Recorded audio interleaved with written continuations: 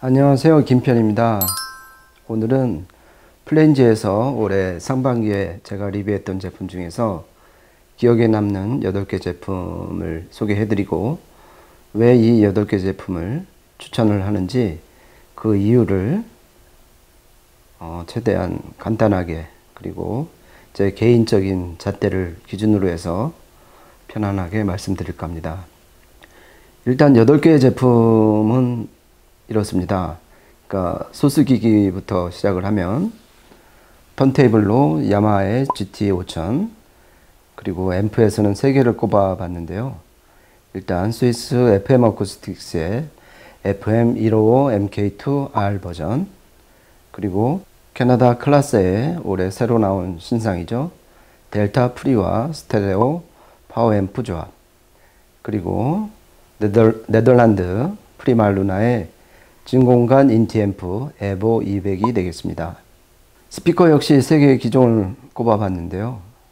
영국 파인 오디오의 F1-8, 역시 영국 스펜더의 플래그십 클래식 200, 그리고 국산 C웨이브 어쿠스틱스가 만든 혼 스피커입니다. AM22가 되겠습니다. 끝으로 액세서리 제품도 하나 골라봤는데요.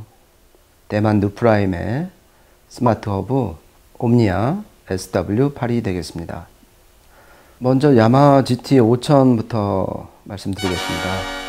올해도 역시 제법 많은 턴테이블을 들어보고 리뷰를 했는데요. 사실 GT5000에 대한 기대는 상당히 높았었습니다. 왜냐하면 이미 이제 야마하에서 플래그십 라인으로 5000 시리즈가 있었고, 그래서 이제 스피커, 프리앰프, 파워앰프를 이미 들어봤던 터라 이와 깔맞춤하는, 이와 매칭되는 GT5000 턴테이블이 과연 어떤 소리를 들려줄지, 그리고 또 어떤 모습으로 등장하게 될지 개인적으로 궁금했기 때문입니다. 이 제품은 GLB 시청실에서 들어봤는데요. 잘 아시겠지만 GLB 시청실은 참으로 룸 환경도 잘 돼 있고, 투입되는 포노앰프라든지 프리파워, 특히 YG 어쿠스틱스로 대변되는 스피커 소리가 아주 일품인 거의 대한민국 1등 시청 공간이 되겠습니다. 이곳에서 들은 GT5000은 그야말로 진격의 거인이라고 할 만했습니다. 일단 그 야마하 제품답게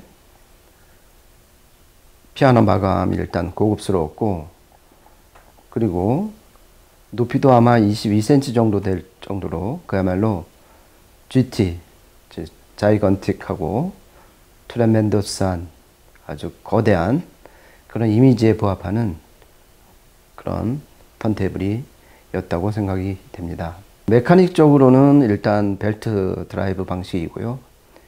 네, 스트레이트 쇼담 스태틱 밸런스형이고요. 그리고 시청 때는 직스의 MC 카트리지를 썼었는데 이 들려준 음은 아주 차분하고, 그 다음에 거의 디지털로 말하면 24비트 정도의 해상도가 나오는 아주 선명하고, 그 다음에 칠흑처럼 이제 배경이 깔리는 그 선명도가 아주 높은 그런 아날로그 음이 나오지 않았나 싶습니다. 하지만 이 GLB 시청실에서 들었던 만큼 과연 온당한 이 GT5000에 대한 평가가 있었는지 이거는 약간 의심스럽긴 합니다. 그래서 다음에 기회가 되면 제 자택 시스템에서 제 포노 앰프와 프리파워 앰프로 들어보고 싶은 1순위 턴테이블이 되겠습니다. 다음은 앰프 쪽으로 넘어가 보겠습니다. FM 어쿠스틱스의 FM155 MK2R이라는 프리앰프입니다. 잘 아시겠지만 FM 어쿠스틱스는 값이 비싼 앰프가 대부분이죠. 거의 모든 라인업을 지금까지 거의 다 들어봤는데, 그 중에서 특히 프리앰프 중에서 제가 현실적으로 구매할 수 있는 타깃이 있다면 바로 지금 말씀드리는 FM155 MK2 R 버전이 되겠습니다. 이 제품 역시 다른 FM 어쿠스틱스 제품들과 마찬가지로 입출력단을 모듈 형식의 숄딩 처리가 된 모듈 박스를 집어넣었다는 점인데요. 이것 때문에 업그레이드도 손쉽게 이루어질 수 있고 기술 유출도 좀 막을 수 있다는 장점이 있지 않을까 싶습니다. 제가 FM 어쿠스틱스 제품들 소리를 들을 때마다 느끼는 거는 이 값비싼 하이엔드 제품이라는 선입견 이미지인데도 정작 들려주는 소리는 구수하고 온기가 아주 가득하다는 점입니다. 흔히 이제 사람의 체온이 느껴지는 소리라고 할 수 있는데요. 제가 이 FM155 MK2 R 버전을 갖고서 CD도 들어보고 LP도 들어보고 그 다음에 스트리밍 음원도 들어봤었는데 그 각 소스에 담겼던 어떤 그 부족했던 부분들을 이 FM155 MK2 R 버전이 이 프리앰프가 어머니 손길처럼 부드럽고 따뜻하게 어루만져 준다는 인상을 받았습니다. FM 어쿠스틱스 프리앰프를 써보고 싶은 애과분들이라면 그나마 현실적인 가격대에서 접할 수 있는 거의 유일한 프리앰프가 아닐까 싶습니다.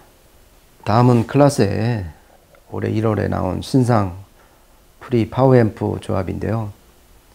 델타 시리즈의 프리와 스트레오 파워앰프 조합이었습니다. 결론부터 말하면 지금까지 올해 상반기에 들은 전체 앰프 중에서 5손가락 안에 자신있게 제가 집어넣을 수 있는 프리 파워앰프 조합인데요. 사실 아시겠지만은 클라세가 최근 몇 년 동안 거의 이제 직장 폐쇄 수준으로 브랜드 자체가 사라졌다가 최근에 다시 사운드 유나이티드에 이제 인수되면서 다시 리빌딩을 했고 그 결과물로 나온 게 이제 델타 시리즈고 국내에 출시된 것은 올해 1월로 알고 있습니다. 일단 이 델타 시리즈의 프리와 스테레오 파워 앰프는 외관이 멋집니다.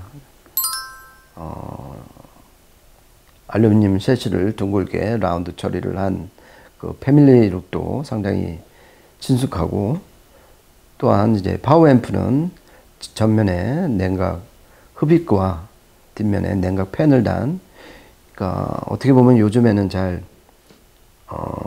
채택하지 않는 그런 냉각 방식을 이제 채택을 했는데요.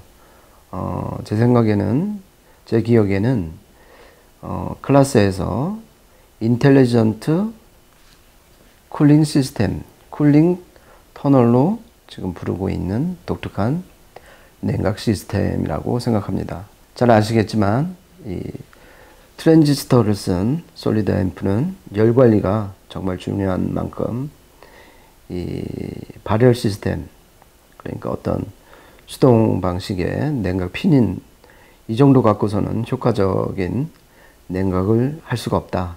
이렇게 클라세가 판단을 한 것 같습니다. 더욱이 클라스의 파워 앰프는 클래스 AB 앰프라도 클래스 A 증폭 범위가 상당히 넓기 때문에 제 기억에는 이 클라스의 스테레오 파워 앰프의 경우 12.5W까지 클래스 A로 작동이 되는 만큼 열이 많이 나서 이러한 IC 터널 이런 강제 쿨링 방식은 정말 필요한 게 아닌가 싶습니다. 그리고 너무 지금 스테레오 파워 앰프 얘기만 말씀드린 것 같은데요. 델타 프리 파워 앰프의 가장 큰 시그니처는 포너 스테이지와 DAC까지 포함시킨 거의 올인원 프리앰프라는 점인데요. 덱 스펙이라든지 MMMC 포너의 어떤 부하 커패시턴스와 부하 임피던스 등 범위라든지 리얼 커브의 정확도, 이런 면면을 봤을 때 그야말로 제대로 된 본격파 포너 앰프와 디지털 아날로그 컨버터 단을 갖춘 프리앰프라고 생각합니다. 네, 다음은 네덜란드 프리마루나의 에보 200이라는 진공관 인티 앰프입니다. 제가 지난해 가을에 이 에보 시리즈의 플래그십인 에보 400 역시 인티 앰프를 집에서 한 3개월 정도 써봤는데요. 에보 400은 기본적으로 EL34 5극간 EL34를 채널당 4개씩 90풀로 구동을 하는 앰프고, KT150 빈관이죠. 빈관인 KT150을 측면 스위치 동작만으로 간단히 바이어스 전압을 바꿔줌으로써 손쉽게 튜브 롤링을 할 수 있다는 점인데요. 이러한 점은 이러한 이제 프리마루나의 어떤 설계 디자인의 시그니처죠. 이런 점이 이 에버 시리즈의 막내인 에버 200에도 고스란히 전해져 온 것을 확인할 수 있었습니다. 에버 200은 그러니까 EL34를 채널당 2개씩 푸시플로 구동을 하는 앰프이고요. 마찬가지로 KT150을 역시 채널당 2개씩 투입해서 좀 더 높은 출력을 얻을 수 있는 그런 진공관 인티 앰프가 되겠습니다.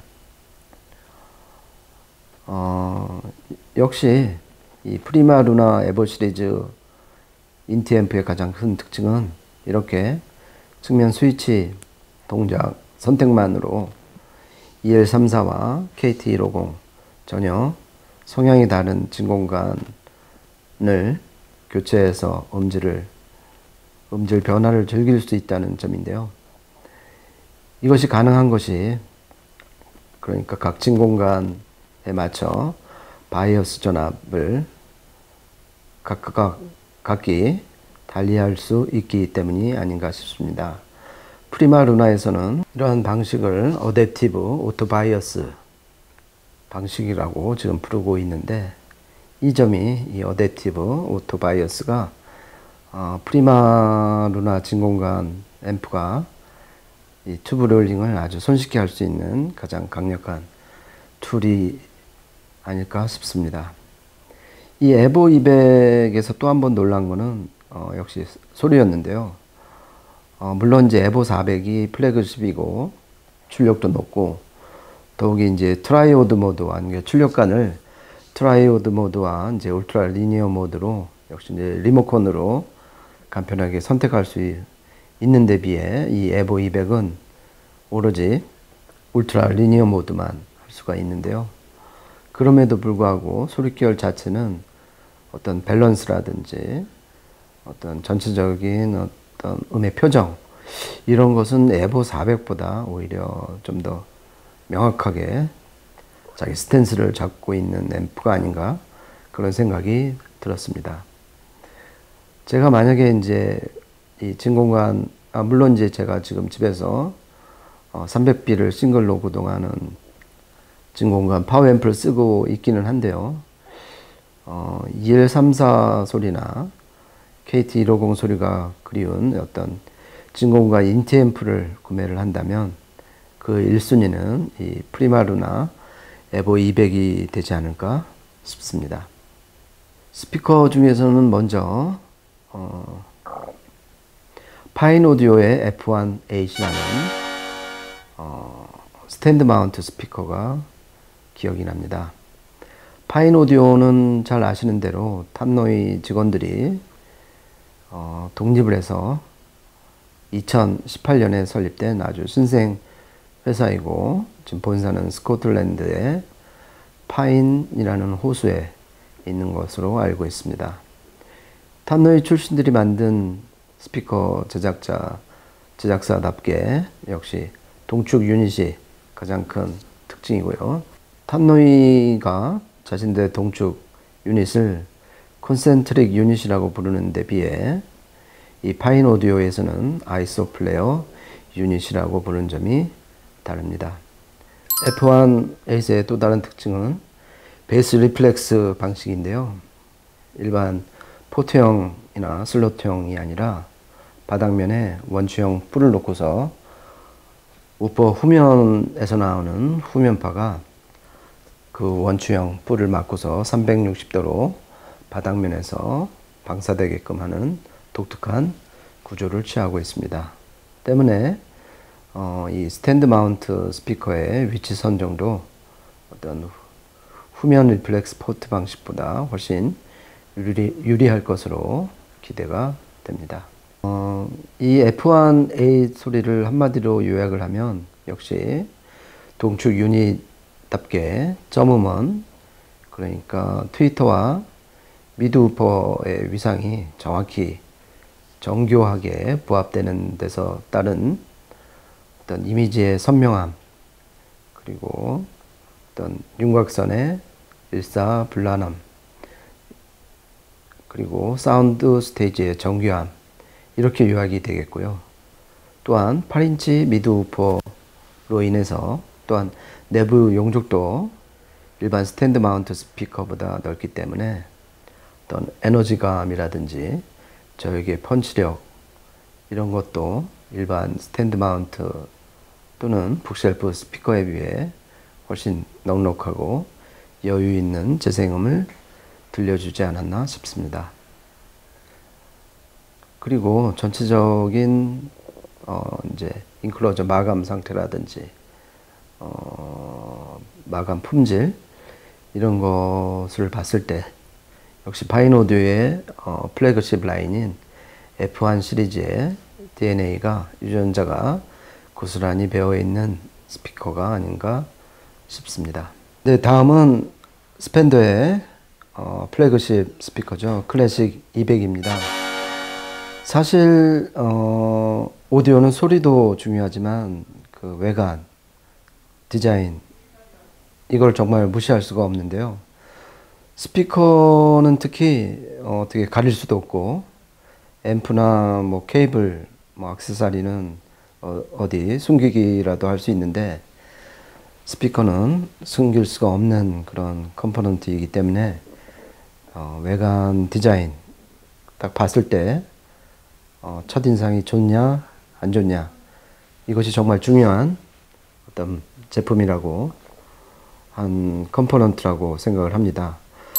그런 의미에서 이 클래식 200은 처음 봤을 때 이렇게 큰 대형기가 스펜더에서 있었나 싶을 만큼 압도적인 위용, 그 다음에 특히 12인치 우퍼 두 발이 주는 그 위용은 정말 압도적이었다고 기억이 됩니다. 더욱이 이 클래식 200은 밀폐형 스피커입니다. 클래식 라인 중에서 밀폐형, 그러니까 저역 튜닝 방식으로 베이스 리플렉스 방식이 아니라 밀폐형을 택한 것은 막내인 3-5, 올해 이제 4-5로 바뀌긴 했는데요.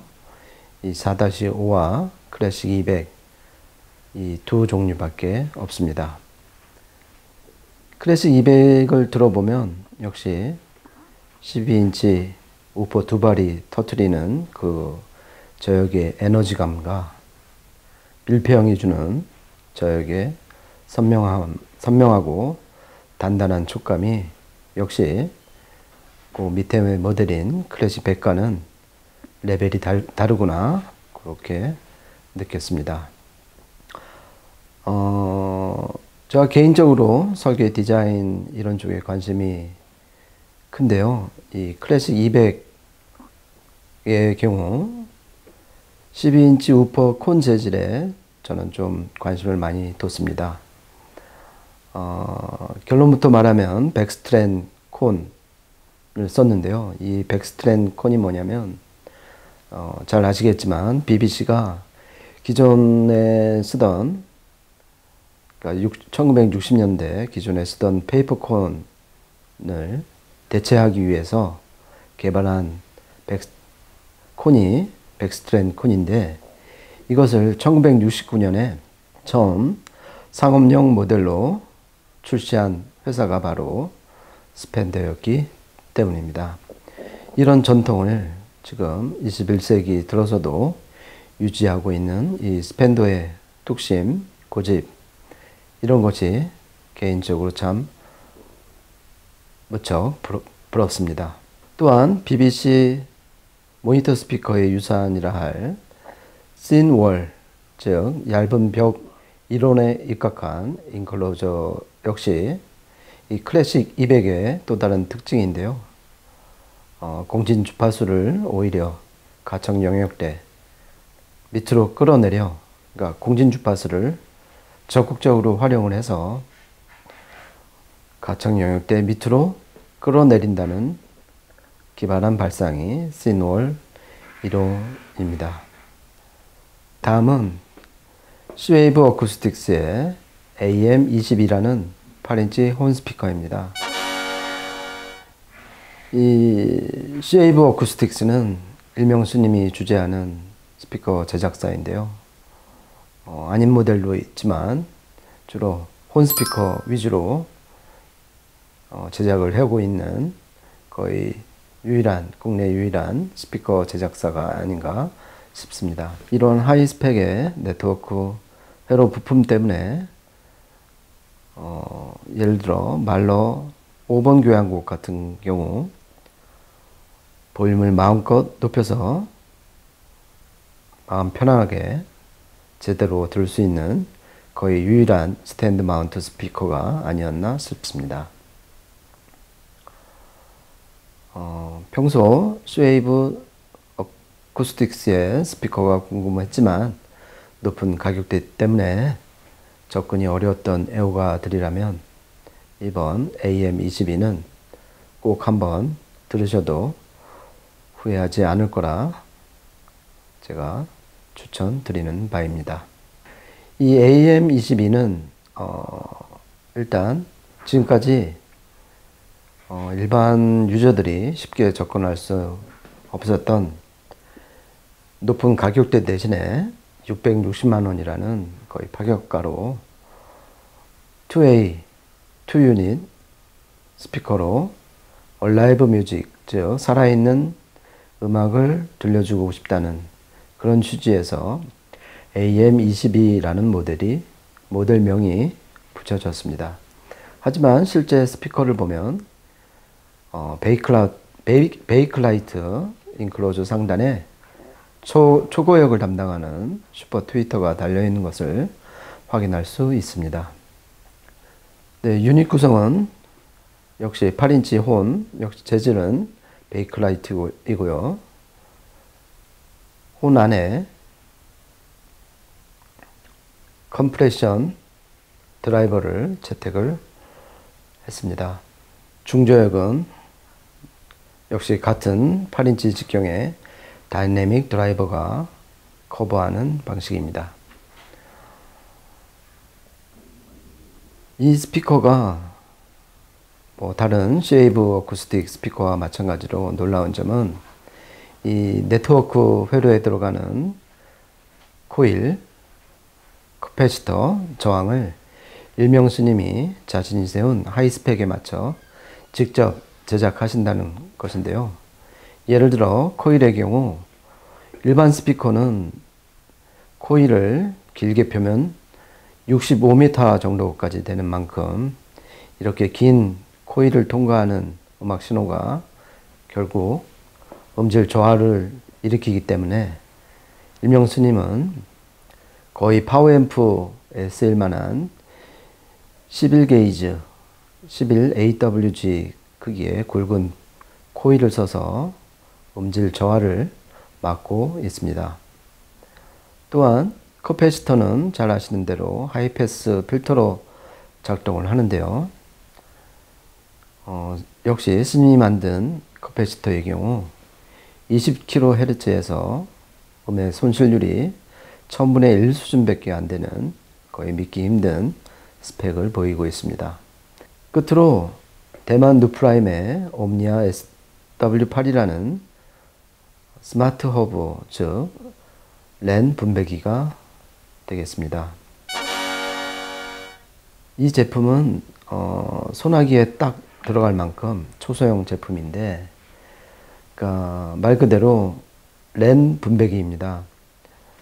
벽체 랜 포트에서 나온 랜선을 랜 1번 포트에 꽂고 나머지 7번 랜 포트 중에서 선택을 해서 다른 랜 케이블을 연결해 기존에 쓰시던 네트워크 트랜스포트나 네트워크 플레이어 아니면 스트리밍 덱, 스트리밍 앰프에 연결하시면 되겠습니다.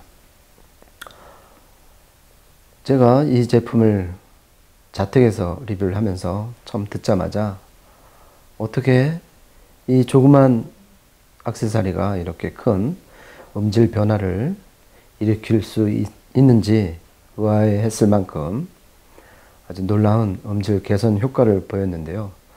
그것은 주로 전자파 노이즈나 적지 대책을 잘 세웠을 때 느껴지는 그런 음의 촉감이 얻어졌습니다. 즉 배경은 정숙해지고 음은 선명해지면서 공간감이라든지 어떤 배음, 이러한 그동안 전자파 노이즈에 가려있던 미시 정보들이 상처를 받지 않고 마음껏 사운드 스테이지를 오고 가는 것을 제 귀로 확인할 수 있었습니다. 이 안에 설계 디자인을 보면 이것이 가능했던 이유가 각 랜 케이블 타고 들어오는 공통 모드 노이즈를 철저히 차단시키고 있는 모습인데요. 이는 1차 건선과 2차 건선이 물리적으로 떨어진 트랜스와 초크 코일을 1번 포트죠. 1번 포트 뒷단에 마련한 점이 가장 크게 효과를 발휘한 게 아닌가 싶습니다. 그리고 이 제품 바닥면에 보면 그 각 회로에서 발생하는 전자파 노이즈를, 즉 내부에서 발생하는 전자파의